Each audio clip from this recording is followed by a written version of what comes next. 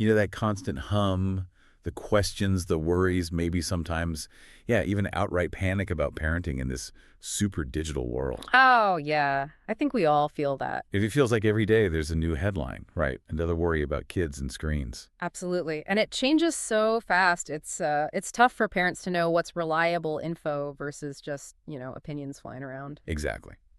So today we're doing a deep dive. We're going into some really insightful research-backed stuff on parenting in the digital age. Mm-hmm. We're pulling directly from Professor Jacqueline Nessie's brilliant work, her Substack newsletter, Technosapiens. Fantastic resource. Totally.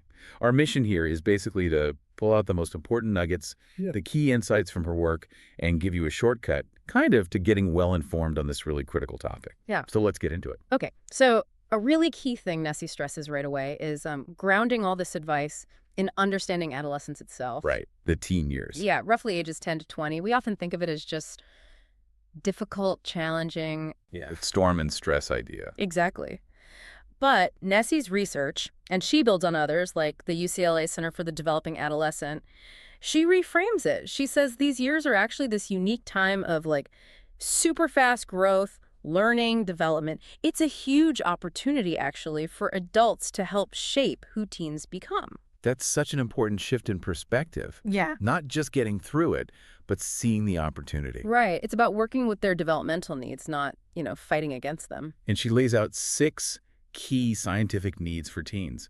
That sounds like a really useful framework for parents. It really is. So first up is exploration and risk-taking. Okay. Teen brains are just wired for excitement, for novelty. So the idea is we should encourage healthy risks. Like what kind of healthy risks? Well, trying a new sport, maybe taking a tougher class at school, or, using their voice online or offline to stand up for something they believe in, things that feel a bit challenging but are ultimately constructive. Got it. Okay, what's next? That leads nicely into the need for meaning and purpose through contribution. As teens develop more empathy, they become really capable of helping others. Mm-hmm. And this can be simple stuff, like supporting a friend who's having a hard time, maybe online, doing chores at home without being nagged, or getting involved in, say, student government or volunteering. It helps them feel like they matter. Right, like their actions have impact. That makes sense. Number 3. Decision-making and emotional regulation. And, we all know teens feel things so strongly. Oh, yeah. The highs are high, the lows are low. Totally. Whether it's excitement over some new trend or just intense frustration about something feeling unfair. So Nessie really highlights teaching them to recognize and manage those big feelings. How do you do that? Equipping them with healthy coping skills, things like distraction techniques, mindfulness, maybe just listening to music, self-care routines. And crucially, we have to model that stuff ourselves. Yeah, that's always the hard part, isn't it? Okay, what else? Then there's support from parents and other caring adults. Even when they act super independent. Which they do. They still absolutely need warmth, our interest, and, appropriate structure. That means clear rules, boundaries, and parents basically knowing what's going on in their lives. Monitoring, yeah. Right. And having other supportive adults, coaches, teachers, mentors, that's also really vital for them. Okay, 2 more. 5th is developing values, goals, and identity. They're actively figuring out, who do I want to be? That's a big question. It is. And they're influenced by everything: peers, family, community, even random TikTok trends, Yeah. So they need some freedom to experiment, but also our support as they explore different parts of their identity: racial, ethnic, gender, sexual identity, helping them do that safely. Right. And the last one. Finally, respect and social status. Teen brains become hyper aware of social standing during these years. So providing healthy ways for them to gain respect, maybe their school achievements, extracurriculars, or just by treating them like competent people whose opinions actually matter. That's incredibly important for their self-worth. Wow. Okay. So understanding those 6 needs really does change how you might approach things. But how does this translate to, the everyday screen time arguments? Well, Nessie says it starts by rethinking what we mean by discipline. Okay. Not just punishment. Exactly. She defines it as your entire system for teaching kids acceptable behavior. And it's built on 3 things: warmth, structure, and effective consequences. Okay, let's break that down. Warmth. Warmth is pretty straightforward. It's showing affection, support, actively building that positive, loving connection. So what does that look like? For little kids, maybe it's dedicated special playtime. For older kids, maybe a movie night or, I don't know, even making a silly TikTok together. Right. These moments, she calls them deposits in the bank. They build trust. I like that. Okay, and structure. Structure means having consistent, predictable limits, rules, and expectations, and being really clear and specific. So not just less screen time. Right. More like, okay, you can play Minecraft for 30 minutes on weekdays, but only after homework's done, and it has to be before 8 p.m., something concrete. And for older kids, she suggests actually involving them in setting the rules, makes them feel more ownership. It's kind of firm but flexible. You need to know your absolute deal breakers versus the things you'd prefer they didn't do but might negotiate on. Okay, warmth, structure, Yeah. and consequences. Yeah. This ties into that learning theory, right? Exactly. Operant conditioning. Sounds technical, but the basic idea, going way back, is super simple. Behaviors followed by a good outcome are more likely to happen again. And one's followed by a bad outcome. Less likely. Precisely. Understanding this is key to guiding kids' behavior online or off. So Nessie breaks down the types of consequences. Yeah, there are 4 main types. First is positive reinforcement. Adding something good, like maybe giving some extra screen time because they finished their chores early without being asked. Okay. Rewarding good behavior. Then negative reinforcement, taking away something bad or annoying, like maybe lifting a screen time restriction for a bit because they clean their room proactively. You're removing a negative rule. Right. Then there's punishment. Yeah. Positive punishment is adding something bad. So if they posted something inappropriate, you might add a new rule, like they now need permission before posting anything on TikTok. Adding a restriction. And negative punishment is taking away something good. This is probably the most common one parents use, like taking away their phone for the rest of the day because they broke a screen time rule. Okay, that makes sense. But Nessie points out a common mistake, right? Yes, a huge one. Sometimes our attention, even if we're scolding or lecturing them, can actually act as positive reinforcement for younger kids. They crave the attention, good or bad. Oh, interesting. So yelling might accidentally encourage the behavior. It can, yeah. And also giving in when they escalate, like having a huge tantrum over the iPad and you finally just give it back to make it stop, that reinforces the tantrum itself. Ugh, been there. We all have. And related to that, she talks about something called the extinction burst. The what now? Extinction burst. It means when you start consistently ignoring an unwanted behavior that used to get attention, like whining, expect it to get worse for a bit before it gets better. Worse. Oh, great. I know, but it's actually a sign it might be working. They're trying harder to get the old reaction. Knowing this helps you stay consistent and not give in right when it feels toughest. Okay, that's actually really helpful to know. It explains a lot about those after-screen meltdowns too, doesn't it? Yeah. Why do kids flip out so much when it's time to turn things off? Nessie's research points to a few key reasons. I mean, first off, it's just hard to stop doing fun things, right? Screens light up the brain's reward centers. True. Also, kids might have temporary problems with executive functions. Switching tasks is hard. Sometimes they might be imitating bad behavior they saw on a show. Oh, interesting. Or maybe stopping interrupts their progress in a game, which is super frustrating. Screen time might be replacing needed physical activity. Sometimes it's just overstimulation, or they have these big feelings, excitement, frustration, that don't just switch off. That makes a lot of sense. Yeah. So knowing why helps us figure out what to do. Exactly. She offers proactive strategies, like experiment with different types of shows or games. Try different ways of stopping. Give those 5-minute or 2-minute warnings. Talk to them about the transition. Ask them, hey, why is it sometimes hard to turn off the iPad? Help them build that self-awareness. What else? Make a plan together beforehand. Like, okay, we'll watch 2 episodes, then it's off. Think about timing. Maybe don't have screen time right before something demanding. Maybe plan a calm activity after screens. Good idea. And the big one, be consistent. Stick to the limits, even with whining. You can validate their feelings. I know you're disappointed, it's time to stop, but hold the line. Right. Consistency is key. Oh, and turn off autoplay. Seriously. If meltdowns are happening all the time, maybe you do need to reduce the overall amount of screen time. Okay. That consistency point feels really important.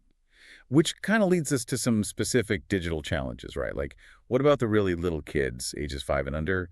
The guidelines seem super strict. They are pretty strict. The AAP and WHO say basically no screens under 18 months except video chat, then 18-24 month only co-viewing educational stuff, and 2-5 years, an hour or less of high-quality programming. But the reality is often different. Very different.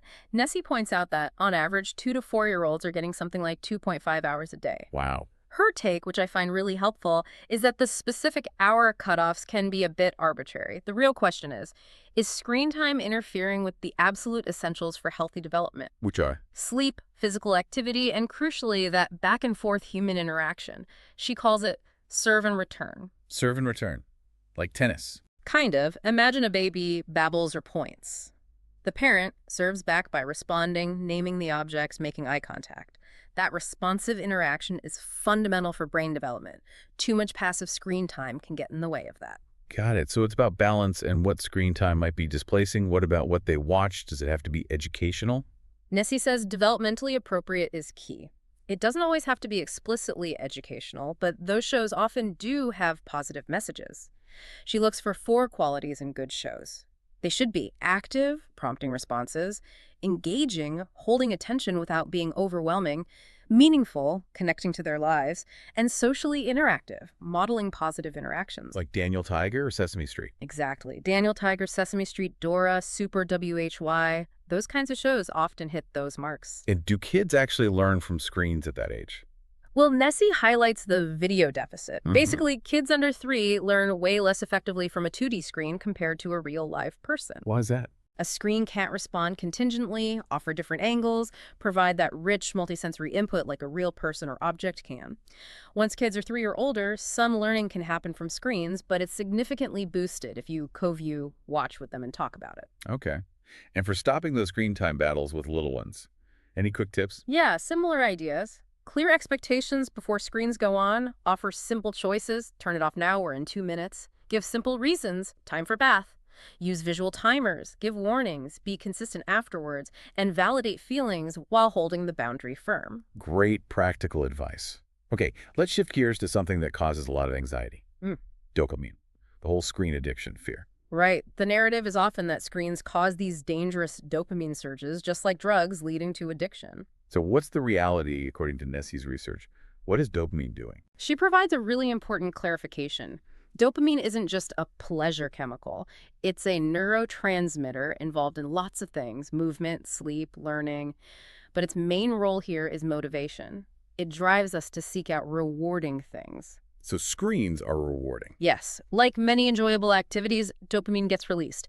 And social media platforms especially are designed very cleverly. Features like endless scrolling, unpredictable likes that creates what scientists call variable reward schedules. It leverages that dopamine response to keep us engaged, keep us coming back. But is it really addiction, like drug addiction? Nessie is clear. For most people, no, it's not comparable. Problematic, maybe even addictive-like use can happen for a small percentage of kids, but currently there's no official diagnosis like social media addiction in the main diagnostic manuals. Okay, so the takeaway for parents. Don't panic about dopamine specifically. Focus instead on promoting moderation, ensuring screens aren't crowding out other rewarding activities, playing outside, hanging out with friends in person, hobbies, all that stuff. Aim for balance. That's a much calmer perspective. We can talk video games. They're everywhere, right? Especially for boys. Almost universal, like 97% of teen boys, 83% of teen girls play. And yeah, boys average way more time over 2 hours a day compared to under an hour for girls.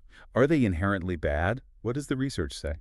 Generally, Nessie finds little evidence of inherent harm from gaming itself. In fact, there are some cognitive benefits linked to certain types of games, things like better working memory, faster reaction times, improved attention skills. And socially. They can be a really important social space, particularly for boys, a way to connect, cooperate, compete with friends. But the big question is always, when is it too much? Yeah, and Nessie brings it back to that key question. What are the games replacing? Right. If gaming is consistently pushing out sleep, homework, physical activity, face-to-face socializing, that's when you need to be concerned. What about actual gaming disorder? Is that a real thing? It is. It's characterized by things like losing control over gaming, giving it increasing priority over everything else, and continuing to game despite negative consequences. It affects maybe 1 to 9% of teens. If you're seriously worried about that pattern, seeking professional advice is the way to go. Okay. And the elephant in the room. Violent video games. Are they dangerous? The debate is so heated. It is. Nessie presents a nuanced view based on the bulk of research. Studies do show small, short-term increases in aggressive thoughts, feelings, and maybe behaviors right after playing. Okay, small and short term. Right. But there's very little evidence linking violent game playing to long-term serious violence or criminal behavior. That connection is often overstated in the media. So how should parents handle violent games then? Nessie gives 5 key pieces of advice. 1, know the research, understand the nuance, the short-term versus long-term findings. 2, know your child, how's their temperament, who are their friends. 3, know the games, actually play with them or watch, check ratings on sites like Common Sense Media. 4, talk about it. Discuss your family values, your concerns about the content. And 5, set flexible limits. Use that collaborative, autonomy-supportive approach. Involve them in setting boundaries around what they play and when. That seems really balanced. Okay, one more big debate area. Phones in schools. Why are schools considering bans? Well, the reasons are pretty clear. Worries about distraction, interfering with learning, potential negative impacts on social skills like less face-to-face interaction, cyberbullying concerns, and general worries about mental health. And what does the research say? Are phones actually distracting? Oh, yeah. The research is pretty solid on that. Smartphones are distracting. Even just having one nearby, even if it's off, can impact attention and performance on cognitive tasks. Okay, so they're distracting.